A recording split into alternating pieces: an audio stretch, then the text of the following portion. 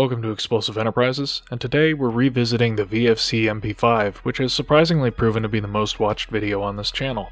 In the year and a half since we released that video, further experience with the MP5 has given us new insights that we'd like to share with you today. To start with, in our review we noted that there is an aftermarket aluminum nozzle if you're worried about nozzle durability. Unfortunately, as is typical for aluminum nozzles, this exacerbates wear elsewhere.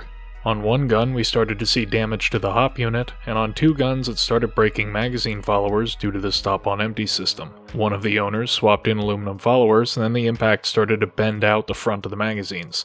Fortunately, since swapping back to plastic nozzles and plastic followers and correcting the magazine feed lips as shown in our video, we haven't seen any further issues, and we do recommend just sticking with plastic.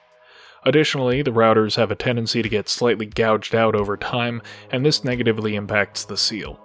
This wear can be greatly reduced, though not fully eliminated, by slightly rounding off the leading corner of the nozzle so that it deflects the router rather than tearing into it. As long as this isn't overdone, it does not appear to have any detrimental effects. Routers may still need to be periodically replaced, but as far as consumables go, they're pretty cheap. Next, we've seen an occasional issue where the carrier can scrape across the top of the trigger pack, which has severe negative effects on efficiency.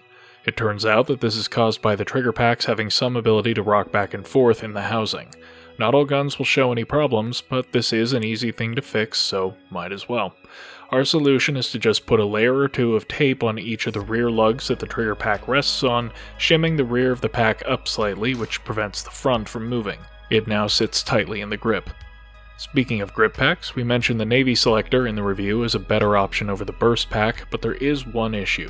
By default, the Selector moves between positions very easily and gradually becomes easier to bump out of alignment. That's because the pot metal surfaces of the Selector wear down easily. We modified this one by dremeling out the original ledge entirely and epoxying in a section of a thin steel nail. That gives a much more authoritative click between safe and semi, and it stays in place better, though it is still possible to overrun the Selector past safe, which is annoying. The old-style contoured pack has a mechanically better safety system that clicks much more cleanly between positions and has no risk of overrunning, but obviously isn't ambidextrous and is uncomfortable for a left-hand grip. There is another solution though.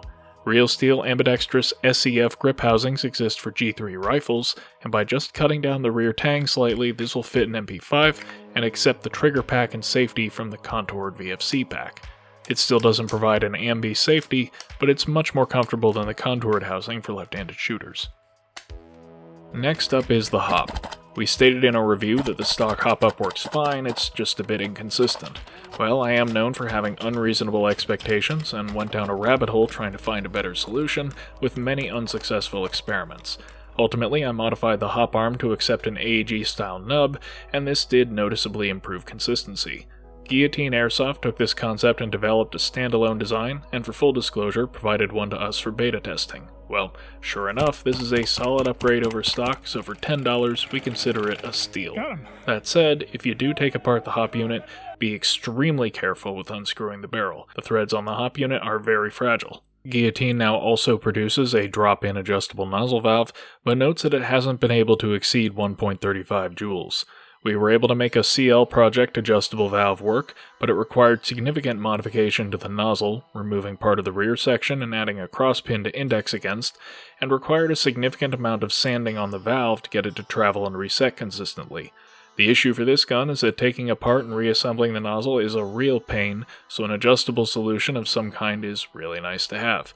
If you feel up to it, you can try replicating this modification, or just go with Guillotine solution as a drop-in replacement.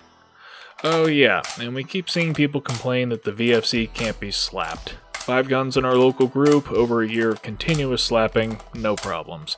We know it's happened, but charging handles breaking seems to be less of a consistent design flaw and more of a rare quality control deficiency. That's it for mechanical issues, so now let's talk practicality concerns. First off, while the A3 stock is certainly a classic, we found the short length of pull has caused issues in conjunction with headwear. With Face Pro, Ear Pro, goggles, and a helmet, it can be difficult to scrunch down for a good sight picture on the irons without hitting either the receiver or the butt. The fixed stock is still much more comfortable in this regard and lighter, though it isn't as compact or as iconic. Optics are still the obvious solution, but after extensive use of the EOTech setup we showed in the review, I don't think it's the right optic for this gun. It's heavy and somewhat spoils the lightweight and compact profile that differentiate the MP5 from full-sized rifles. One setup that works a little better in this regard is putting a Seymour on the rail mount, and much like a thoroughbred racehorse, it's quick, good at its job, and perpetually one bad fall away from having to be retired. We covered some of the issues with microdots in our full review, but note that VFC also now makes a repro of the H&K claw mount, so that's another way to mount optics for some retro style points, and while this is still a bulky and top-heavy solution like the EOTech, it can be installed and removed without tools and while retaining zero, giving the option between irons or optics on any given day. And I have to say, I think the MP5 irons are very usable, it's just the front sight that's hard to pick up against a dark background. We found 2 drop-in replacements that work well.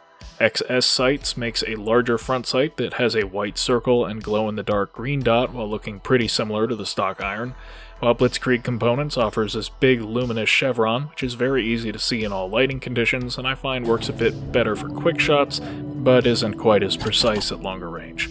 Either of these is a solid upgrade over stock though, particularly for indoor play. And finally, my one big gripe as far as usability is the exposed valves on the magazines. This is something I've harped on in prior reviews, but it's just really annoying to have mags dump gas because I grab them wrong or push them together or drag on the side of a pouch. Otherwise, this has been a solid performer in the field, usable in conditions all the way down to freezing, and carrying through the compact size and excellent ergonomics that in large part made the real MP5 as popular as it is.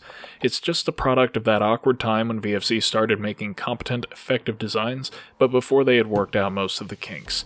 And so unlike most VFC products we've reviewed, where they're mostly solid but have weak hop and 1 or 2 weird things we end up fixing ourselves, this one comes with a lot of asterisks.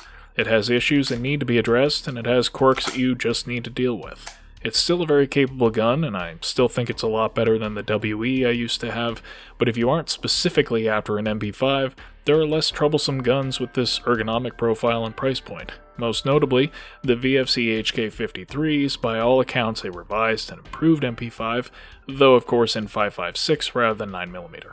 Well, hopefully we'll be reviewing some other budget submachine guns in the near future, and hopefully you found this video useful.